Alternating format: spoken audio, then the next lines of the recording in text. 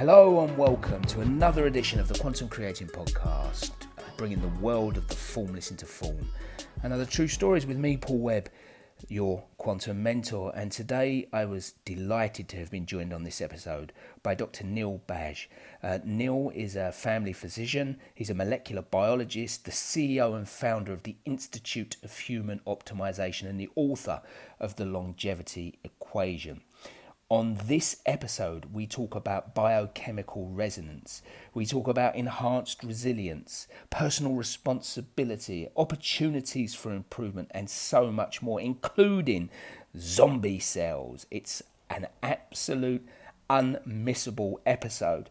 So sit yourself down, grab yourself a pen and a piece of paper, turn off all distractions, and listen to Dr. Anil just bring the heat, bring the fire, and bring the information you want to know to help you bulletproof your health and wellness.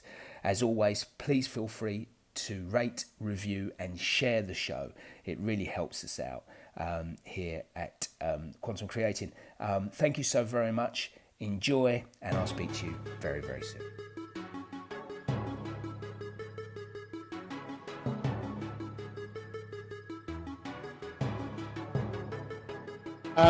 Well, Dr. Anil, how are you, my friend? Thank you so much for taking the time out to visit me today. Thank you so much. I'm doing well. Hope the same for you. Absolutely. Now, I know a little bird tells me you've just come back from Jiu Jitsu. Is that true? It is. Yes, it is. How was that for you? Just finished my morning roll. It was good. I got a new stripe on the belt today, which was great. Oh, wow. Because you're trying to go for the black belt, right? Yeah, going for the black belt. Yeah. It's interesting because, my story with Jiu-Jitsu started back in 2001 with a Hickson Gracie coral belt, George Pereira, Professor George Pereira.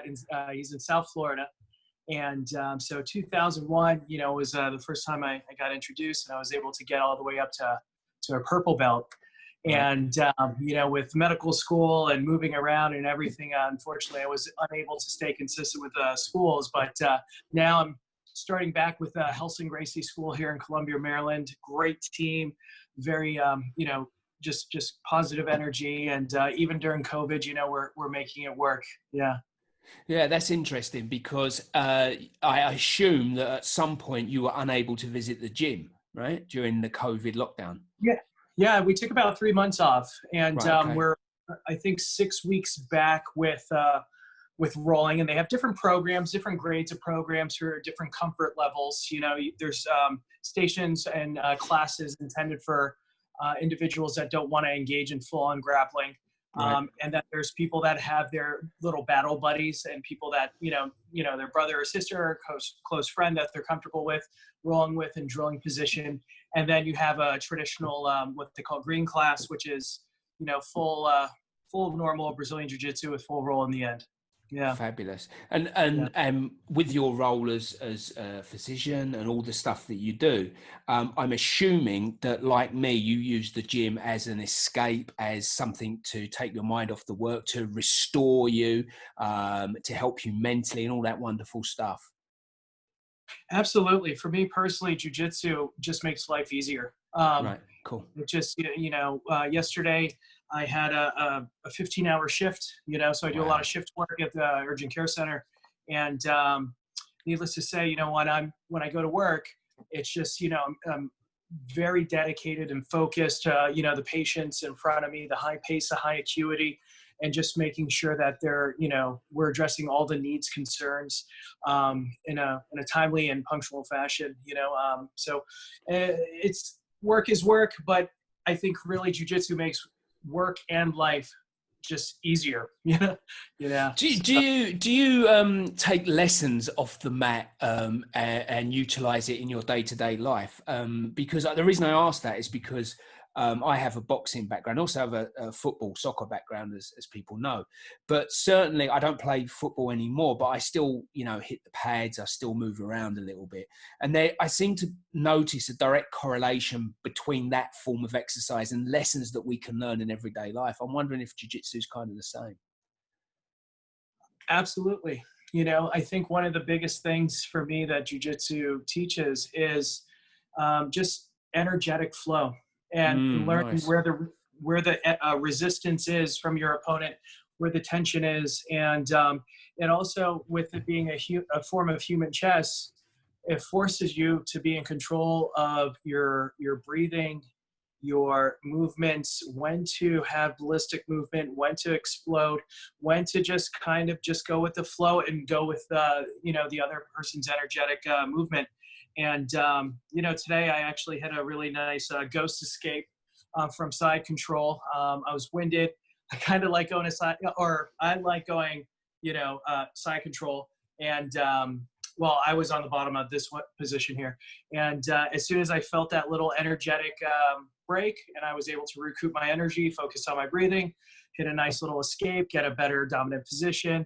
And it's so, I mean, on so many levels, jiu-jitsu teaches you about life, and you could apply it to, just engagement, just how you do things in life, in terms of your hygiene and everything else, to your patterns of sleep. Because if you're not sleeping well, or eating right, you're not going to have the same output energetically on the mats. So it's really all encompassing and embodying within life, I think. And you've got vast experience as a doctor, as a molecular biologist, and so on and so forth, and we'll touch on them shortly. But the lessons that you've learned from jiu-jitsu clearly have benefited you in those roles as well, right? Absolutely. Because again, when it comes down to it, from a molecular biology perspective, everything has a bioresonance. Everything has an energetic orientation and oscillates at a specific resonant frequency. And, energetically speaking, we have a bubble or an exposome on another molecular systems biology level. And this exposome is our energetic bubble in our field, our auric energy. Yeah. And, as we bounce around from place to place, person to person in terms of interaction, it really is this energetic dance that we play, and exchanging of words. And, I think one of the things that's being lost right now in society is that we're kind of, neglecting, I think, our true selves. And we're identifying with a specific mob/gang-like mentality. You're either red or blue, Bloods and Crips, Democrat, whatever. There's no balance. And I think one of the most important things right now is thinking for yourself and questioning authority. And I'm a huge Tool fan, the band Tool from California, Maynard James Keenan. And if you've ever been to a Tool concert, that's one of their first messages before the band usually comes on stage is, think for yourself, question authority. And they get into this whole philosophical, but it's a simple concept, but I digress. I'm sorry. No, it's fabulous. And I love that. And one of the reasons I'm so glad that you went that way is because clearly, we have an energy component to ourselves. You speak about our auric field. You talk about us being heart-centered there. And that's why connection is so important, because we feed off of each other's energy, and there's that interchange, isn't there? That exchange of energy that happens that at some level, I think we know, but most of us don't seem to realize. But there's that feeling that's there.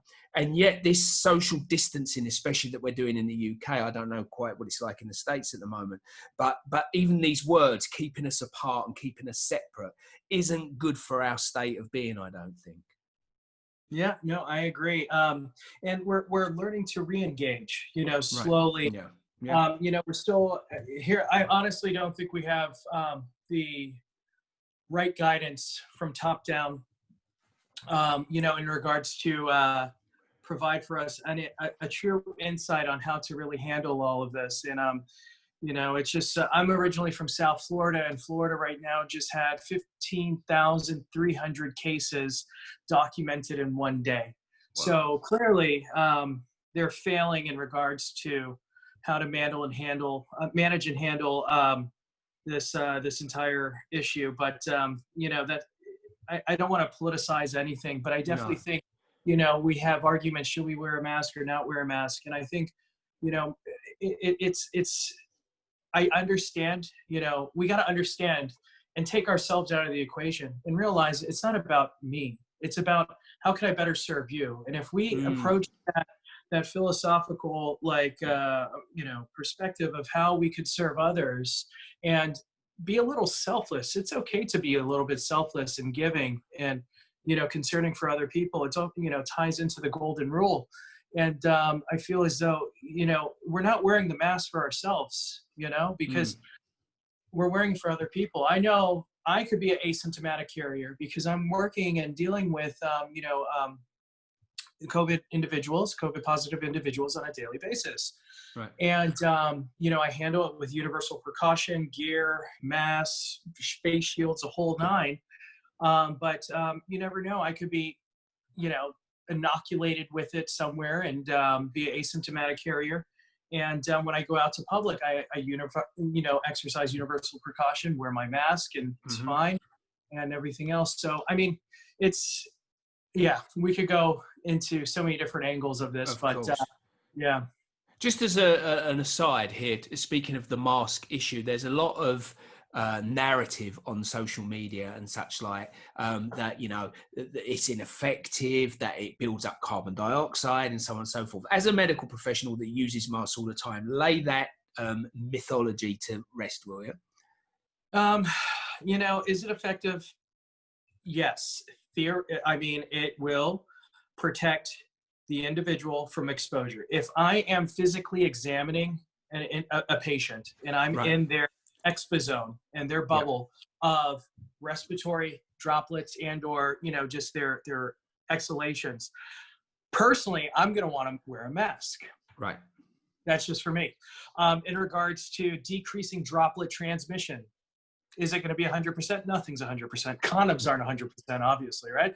So, it's nothing's 100%, but it's definitely going to decrease the potential rate of transmission. I'm sure you and your audience might have seen, the different Petri dishes based on mask, sneeze, cough, so forth, and the different levels of bacteria inoculation on a Petri dish. And needless to say, there's a few of those floating around on the internet.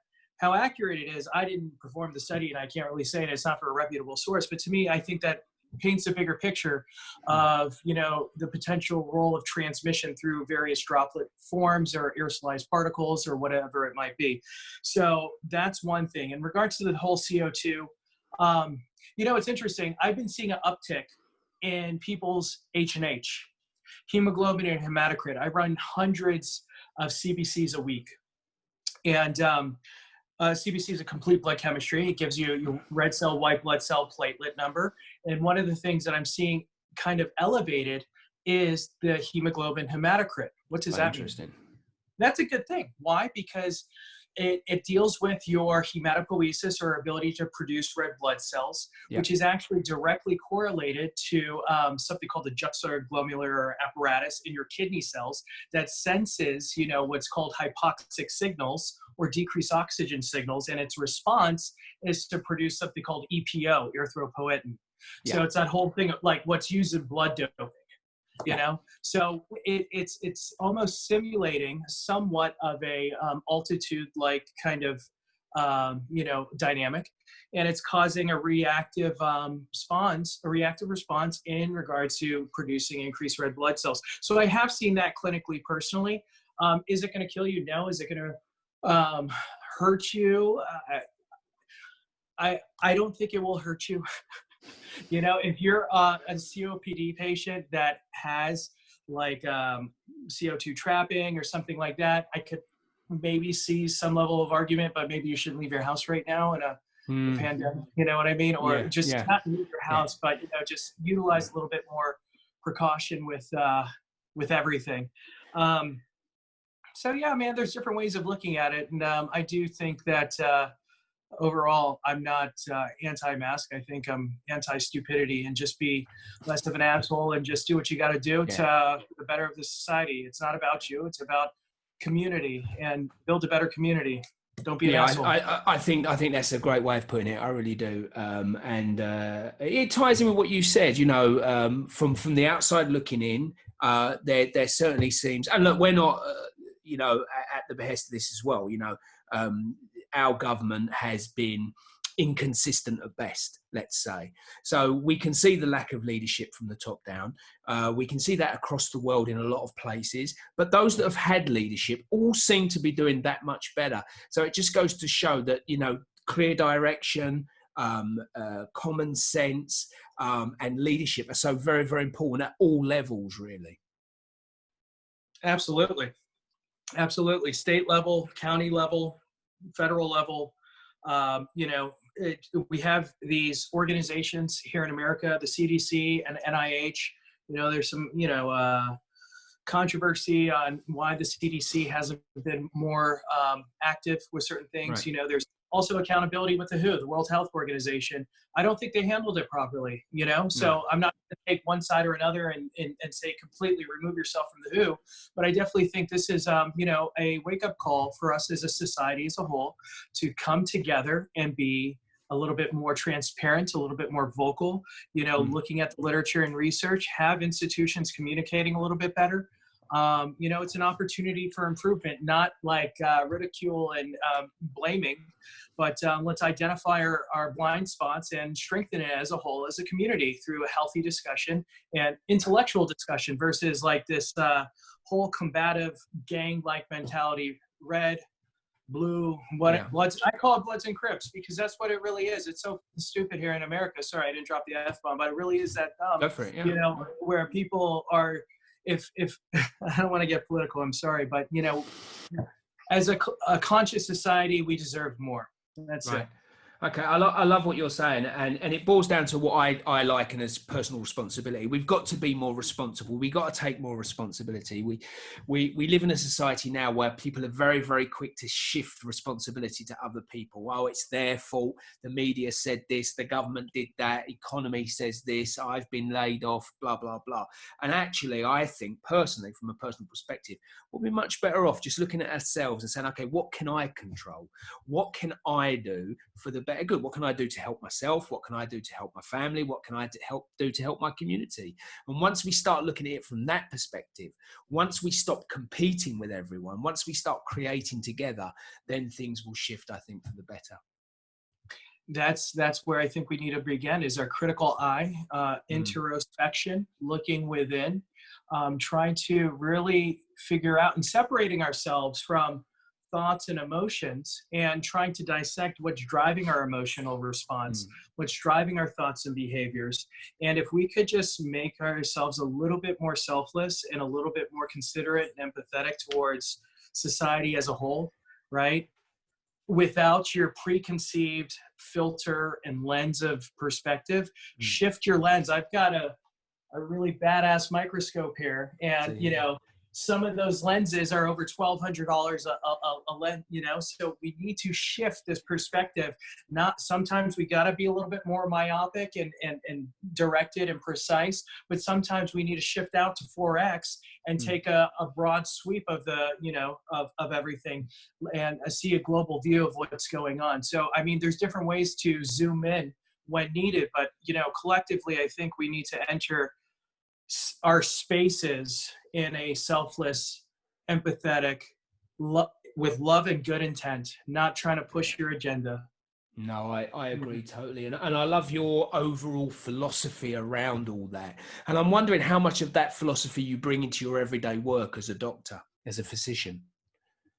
So I work with right now in two different formats. One, I have I work a conventional urgent care shift position, some hours a week, and that's my bread and butter. I work in right outside of Hopkins in Baltimore, Maryland, and I essentially filter their ER. And I work with a very vulnerable and underserved population. Right. And I'm always trying my best to integrate, integrative medicine for the underserved and plant these big holistic pictures about the cause and effect relationship. Okay. I mean, it was so interesting. I see a big volume. I'm not going to lie. I'm not spending functional medicine quality time with the patients that I see in an urgent care center. I save that for my private practice with the Institute for Human Optimisation. But, with the community here as a whole, yesterday I had two patients like come up to me that were there seeing other providers, and they're like, "Oh, you told me about vitamin D and B and it changed my life." That one young guy, like he was in his 30s, came, ran up to me and was, thanking me for just that simple thing has made a huge impact in the way he feels and his immune system and everything else. And the way that I'm handling, COVID is, look, there is no treatment for it right now. Do we give an antibiotic as a means of prophylaxis? I try not to. I am seeing, in regards to acute diagnosis of COVID positive individuals, and I've said this before, when somebody comes to me symptomatically, I get a chest x-ray and blood work. Right. And what I see on the chest x-ray is peripheral patchy infiltrates, okay? So consistent with the atypical pneumonia, viral pneumonia, or a mycoplasma pneumonia with those peripheral patchy infiltrates. Right. And then I get the CBC or the blood work, and then we see what's going on. And what I've been seeing firsthand is this: a leukopenia, or a decrease in your total amount of white blood cells with a monocytic difference. And that's telling me right now that there's some antigen presenting going on in immunological programming for a humoral response to a viral issue. Or I'm sorry, a cytotoxic T cell response to a viral issue. Right. So once we see that immunological programming, when I have my patients follow up, I'm seeing some people or some individuals are having a secondary opportunistic bacterial pneumonia. So that secondary opportunistic bacterial pneumonia is kind of when we need to pull the trigger on the antibiotic. But what I've been telling, individuals, there's some evidence, that this isn't going to treat COVID, but it's going to support your respiratory system. Right. It's going to support your immune system. The reason why, things kind of get, a bad rap is if you're trying to, with the integrative functional medicine, is by going in there and saying, this is going to treat COVID. No, it's not. What it's doing is supporting your immune cells by giving it the cofactors needed to properly function and program itself so it can execute efficiently. So one of the things that I always stress with my patients, I try to, especially in underserved population, is just the idea of rainbow dieting. Right. It's hard. It's hard to make those quick little life-changing, those big life-changing events for individuals. But, there's a lot of people who have listened and adapted. And I tell them, I always lead with, food is information communicating with your DNA. And we are feeding it so many different signals. It's going to influence your cellular function, structure, function, and integrity. And we could either be feeding it bullshit, or we could feed it like really nourishing information.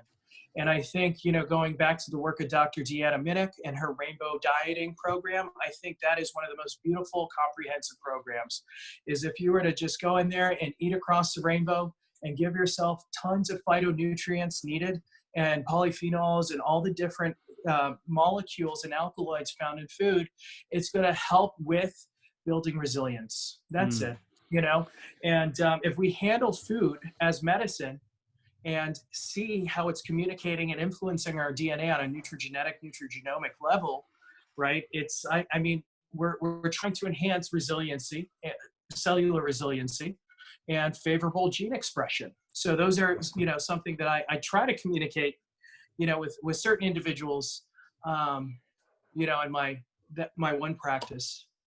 Oh, that's amazing, fabulous, and I love that, and I love the DNA stuff. I love the enhanced resilience, and I know that you've got a book coming out soon. I think very soon, actually. Tomorrow, there you go. Yeah. By the time this is out, it'll be out and ready to go, and you'll have to give me links for that so I can put that in the show notes as well. Absolutely. Absolutely brilliant. I'm just wondering how much of that then, when you're dealing with your patients and you're talking about, enhanced resilience, when you're talking about personal responsibility, biochemical resonance, and all this kind of stuff, and eating across the rainbow and improving immunity and function and giving yourself the best chance to fight not just COVID, although that's the thing that's very prevalent at the moment, but all the things that come at us, because there are always viruses around. There's always disease and stuff that's going to pull us down somewhat and put some stress on our systems in the body. How much of it is a mental thing for you? Well, mindset's huge. Mindsets, there's something that I also like to make reference to that I learned while I was at the University of Arizona studying with Dr. Andrew I for elective rotation and integrative medicine. And they're really big into what's called a psychoneuroimmunoendocrinology network, right? Right. Where our thoughts and our brain, our thoughts and our stress levels go back and communicate with our immune system. So, everything I think starts off with mindset, and the mindset to me is critical. And if you're in a state of sympathetic dominance because you're in a fight or flight mode, so what that refers to, we have two different parts of our autonomic involuntary nervous system. This autonomic nervous system is what's responsible for our heart breathing and our digestive juices flowing. And we have, if you were to speak to a yogi, they're going to say, yes, we do have control over this. But the majority of us, it's on cruise control and autopilot. Now, there's two divisions of this autonomic nervous system: your sympathetic state, your fight or flight, and then your parasympathetic state, your rest and digest. The biggest thing that I think in regards to stress and mindset is realizing that if we're in a state of stress, perpetual fear, it leads to something called, and influences this thing called allostatic load. And this allostatic load is just the different stressor signals. There's good stress, eustress, and distress, bad stress. And it's a plus minus kind of tug of war that goes in there and influences our autonomic nervous system. It influences, one of the master regulators in our hypothalamus, all this hypothalamus called the suprachiasmatic nuclei. And those signals, signals and inputs are going to influence our allostatic load, which is going to thereby drive and influence how our autonomic nervous system responds. The problem is a lot of individuals are unfortunately stuck in this stressed out state. Right. From the time their alarm goes off in the morning and they're not waking up naturally, already it sets the tone, unfortunately. So, we could get into sleep and all these other things, but, when it comes down to it, stress is one of the biggest priming factors for the way we feel, think, and interact with others. And if we're in a stressed out state with ourselves, we're not going to have a good relationship with others. No. So, it really starts with ourselves and acknowledging that. And one of the tools that I like to use right next to me is my sauna. I usually wake up and spend some time in my sauna, and I do some breathing exercises, some pranayamas, or just breathing exercises to enhance my overall parasympathetic response. So when you actually perform these mindfulness exercises, meditations, or whatever it may be, it actually increases the parasympathetic vagal tone output. And the vagus nerve is cranial nerve 10. And what it does, it innervates and is a main signal for our parasympathetic autonomic nervous system. Right. And that's your rest and digest. And it facilitates this biological process of what's called coherence, heart rate variability, coherence. And it ties into heart rate variability, which is what all the athletes are using to gauge if they're overtraining and if they're not in a good state. And one of the biggest things you could do to snap yourself out of, a stressful state, increase this heart rate variability coherence factor, is these breathing exercises. So, man, I could go on all sorts of directions with this stuff, but yeah. No, it's brilliant stuff. It's absolutely fun. And thank you for what you're bringing to the show. It's absolutely incredible. And I'm so thrilled that you're able to do so. It's funny you mentioned breathing, because when I work with clients, one of the first things we do is we talk about energy. We talk about maintaining and building up one's energy. And I talk a lot about breathing, because people tend to, they're breathing correctly, let's say. They shallow breathe, they breathe quite quickly. Then they haven't got time to slow down. They haven't got time to be still. They haven't got time to be silent. And I think that if we can kind of get back to that, if we can just take 2, 3, 4, maybe 5 minutes a day to just slow down, I think that, especially first thing in the morning, as you allude to there, I think that's going to make a massive difference to our well-being and how we go on throughout the day. Yeah, I agree. I think it's important, and that ties into the chronobiome, your body's unique clock internal clock regulation that's linked to your circadian rhythms and influenced by all these peripheral genes that send signals and influence, the circadians. And I think that, just being aware and aligned with that's very important. And in the morning, it's better to ease into your morning, for a long time, especially during residency. I'm still trying to undo the damage of residency in terms of the sleeplessness, the stress, all the bullshit that it comes with training, and it's much needed. I'm not gonna downplay. It does a lot of damage on you. And one of the things that I'm getting into rebalancing with my own rhythms is looking at how you could ease into your morning and have the appropriate morning routine. Because I'm sure you get into this with your clients, that morning routine is going to make or break your day. And from how you wake up to the quality of your sleep to just the different things you do to stimulate energetic flow, all of that's going to really set and influence the tone of the day. So morning routine is very, very important. Yeah, for my clients, I recommend that their morning routine starts the night before with preparing to go to bed. I think that we're on our devices, we've got the TV on or whatever, we've got lights on, we're being stimulated, and we just jump into bed. And I try and get people to come away from that, to go down with the sun effectively, to have some time away from the device, to start relaxing, to start slowing down, and then go from there. I think there's a lot of value in that. Yeah, absolutely. There's tons of evidence that has looked at the role of blue light stimulation on the photoreceptors and its influence on, again, the suprachiasmatic nuclei that is helping with melatonin production. So again, it ties into which melatonin is one of the main regulators of the circadian rhythm equation. And even if it's interesting because your body's so sensitive to ambient light that even like the little light on a TV screen that's off in your bedroom, or a little light on whatever it might be, is enough to, the eyelids have these photoreceptors to still transmit and dampen the amount of melatonin. So it's very important to make sure your room is black and, you're really preparing it. So the ritual, the sleep hygiene ritual in the evening, to me, is also part of the equation. So it's actually stuff that I'm working on right now for additional book resources, is how to empower your and optimize your morning routine and your evening routine.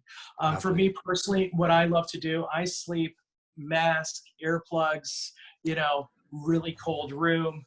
The nights that I come home from a long shift, I actually, do some sauna. I do some, I have one of those massage guns, I'm on my feet for like 16 hours a day. I'm hitting from the back of my neck to my lower back, stretching. There it is. Yep. There you go. It. I'm there telling you go. Always in reach, my friend. Always in reach. Yeah. I mean, for me, that's been one of the best things, because I find my muscles kind of, even if I stretch, just stretching alone for me in the evening time hasn't been good enough for me to really, just get that good, relaxing sleep. I need that massage stimulation for me after those 16-hour days. I hit my lower back. I hit mostly a lot of meridians that are associated with, those Chinese acupuncture meridians, and try to hit some very important points, lung points and kidney points on the bottom of my feet. So, I mean, the routine is very personal and very important, because it's going to influence the way you recover, you recharge, and you restore your cells at nighttime. And then, not to mention nutritionally, giving yourself the important cofactors needed for anabolic recovery, because we're in a catabolic state all day, breaking down muscle tissue. And if we give our body the essential cofactors needed for the appropriate growth hormone, testosterone, or estrogen, are the different signals needed for hormone synthesis. It's very important, So our evening time nutrition is very important. I'm a huge fan of magnesium. I personally take magnesium maybe 2-3 times a week. I'm not trying to megaload. I'm not trying to overdose, and I'm not trying to get to a hypervitaminosis or mineralosis of, with overdoing anything. I try to create a nice balance, but magnesium is definitely in my book and a part of the equation that I think that there's a great statistic that said, I think it was like upwards of 60% of Americans, if not more, I want to say it's like 70-80%, I'm blanking on it right now, is deficient in magnesium. Wow. Right. And I think it's the same in the UK. I think the UK suffered from that as well, to be fair. Yeah, and it's interesting, the dynamic role between, the role of vitamin D and magnesium, and how magnesium is very important for the vitamin D receptor site activation and some of the enzymes needed to activate vitamin D into a bioavailable form. So magnesium plays a very important cofactor in the regulation of vitamin D, and also is a very important cofactor in DNA proofreading repair enzymes. So we need this magnesium for our body to nourish our cells. And, I don't think we run into deficiencies of Tylenol or ibuprofen, but we do run into deficiencies of magnesium. But what's super interesting is when you talk to patients that have had maybe their magnesium done. It's not a part of your typical CMP or BMP here in the US, but it is a very important electrolyte. Well, it's so highly conserved that your body, once you start seeing those plasma levels dip, right? And I can tell you stories about ICU-based medicine where you see what's called a refractory hypokalemia, where people come in with very low potassium, right? And you're slamming them with potassium, it's not coming up, right? And the reason being, if you get the magnesium, you're gonna see their mag is super low. And you can't replete potassium until the magnesium is optimized, right? So once you start running into those plasma deficiencies of magnesium, you're not in a good position. Yeah, we could tee you off intravenously, but none of the other, magnesium is almost a master regulator of other electrolytes. Yeah. And the way we test for it, ICU versus outpatient, I think, ICU, let's get a plasma mag, it's all good. But on outpatient wise, I would be looking at, and clinically, I'd look at an RBC mag. The RBC mag is going to be a better reflection of your reservoir and your stores. So, again, another clinical pearl, but I'm a huge fan of magnesium. Sorry, I could go on all day about that one too. Well, no, about that. I hear a wee whisper, my friend, that you're developing a supplement as well. Is that true? With the publishing company, we have a brand coming together, and I've been involved with the nutraceutical industry now for 20 years. Right. I started at a very young age, at the age of 16, Whole Foods Market, Plantation, Florida. A good friend of mine, Maria Barcelo, she's in Austin, Texas, and works for Whole Foods in their global location. She brought me in and showed me the ropes, and then next thing you know, I'm getting trained by Michael Murray, who wrote the Encyclopedia of Natural Medicine, Udo Erasmus, and I've met Udo's oil, yeah. Love his stuff. Yeah. I've read, his book is amazing. Yeah, it's a real game changer for me years ago. So, I mean, those were the people teaching me at the age of 18. Okay. All right. So you've been blessed, right? Yeah. Yeah. With looking at things from this dynamic perspective. And, and another thing is this microscope here is actually a technique I got into when I was 19 years old. I went to Chicago, got certified with a good friend of mine and mentor, Steve, with biomedics.com, biomedx.com. I got certified with him and his organization at the age of 19, bought the microscope and just started analyzing everybody's blood, because there's a nutritional correlation to this, where it's called, in some circles, it's called live blood cell analysis or nutritional microscopy. Now, there's a negative connotation associated with it because people that are doing this don't have the same level of training that I do. I actually went on and have a degree in medical laboratory sciences and molecular microbiology. So my appreciation, I've spent time in a hematology lab diagnosing leukemic cells and looking at things on that conventional level.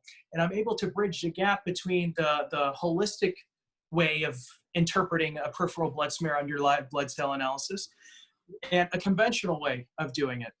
And I have to say, you know, with the nutritional microscopy, or just looking at this, utilizing this technique is so powerful for me on a personal level. It's not something that I like to market or advertise because, again, I'm actually right now in the process of trying to put together a clinical study, connecting those molecular dots from your genes to your metabolomics, to conventional blood work, to the qualitative cell dynamics using this microscopy. Because what I'm able to see and identify with this tool here is you can't see under a CBC. What I keep referencing to your conventional complete blood chemistry profile is going to give you a bunch of words and numbers that mean jack shit to the patient, right?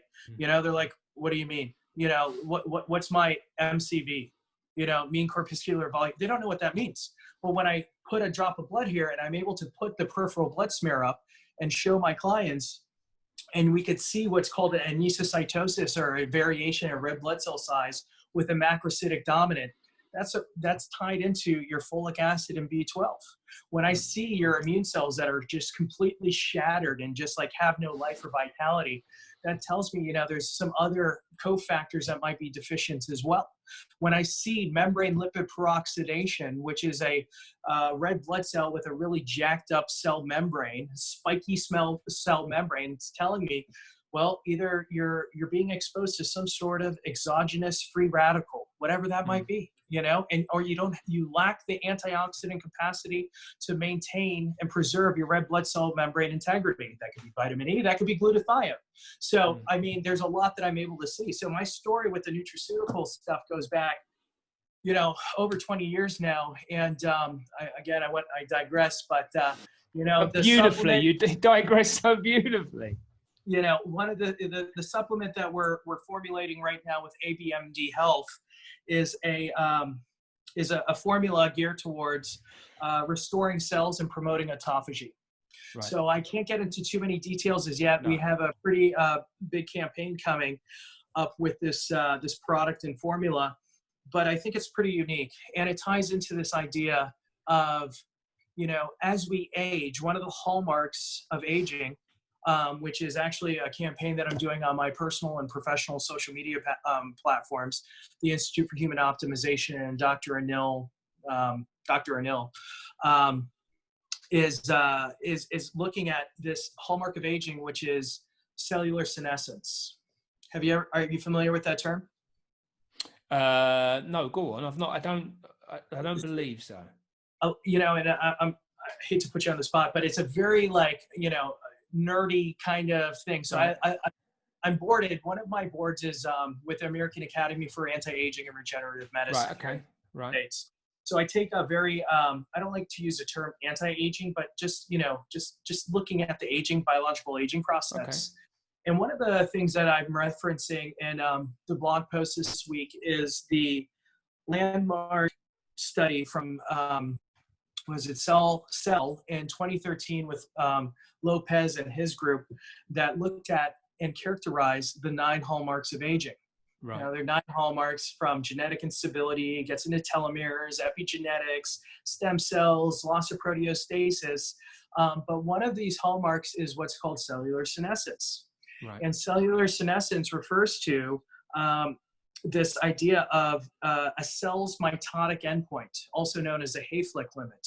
So in 1961, there was a researcher that found that, you know, all his in vitro studies in his cell types would come to a dividing end, and would just stop dividing and just be there as a old crappy cell.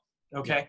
Yeah. And the same thing is true. That research was further rediscovered at Mayo Clinic, and you know, this idea of cellular senescence is now a novel target for cancer therapies and aging as a whole. And so cellular senescence refers to the cells that reach what is that end mitotic endpoint, or their Hayflick limit, and they exist in this weird state, also known as a zombie cell state. So that's quite cool. Yeah.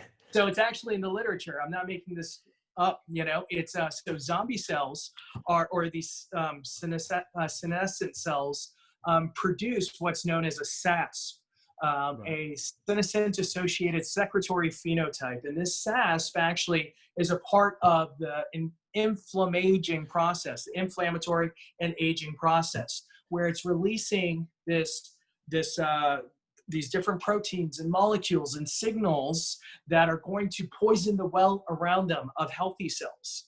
Right. So it's been shown that if we're able to stimulate autophagy and remove these old age cells from our tissues and circulation, we'll decrease that sterile inflammatory process. How do you do that?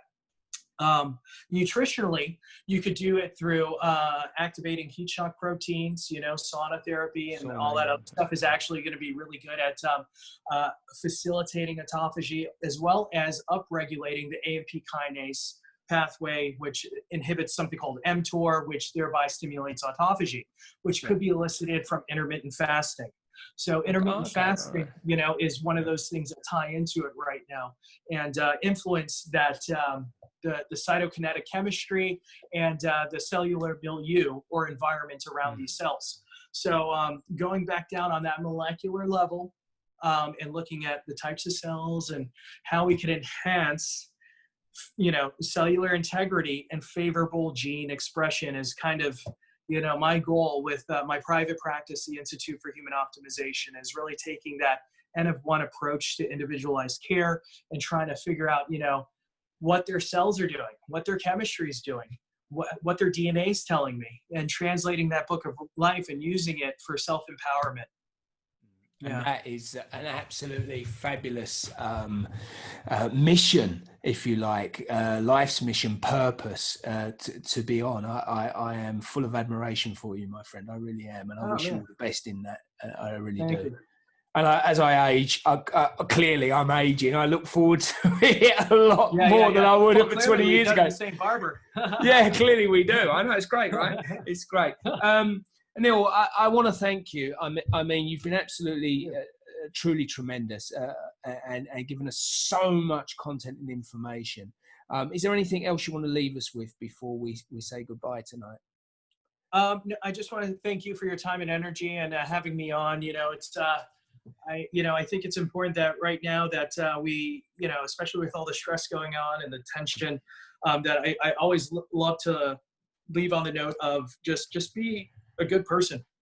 Love and respect, not everybody's going to see eye to eye, but it doesn't mean we have to be enemies, don't be an asshole, have love, be empathetic, that's it. Treat your training partners with respect. I could tell you all my training partners, big diverse group of guys and gals, and just have love and respect for everybody you interact with and watch what happens. We could be the change in the world that we need right now. And it starts with us. It starts with our words, our thoughts, our behaviors, our actions, and just operate from a place of love and respect, and I think we'll achieve more. I second and concur that, absolutely. And I want to thank you once again for joining me on the show. Yeah, thank you, sir. Thank you very much.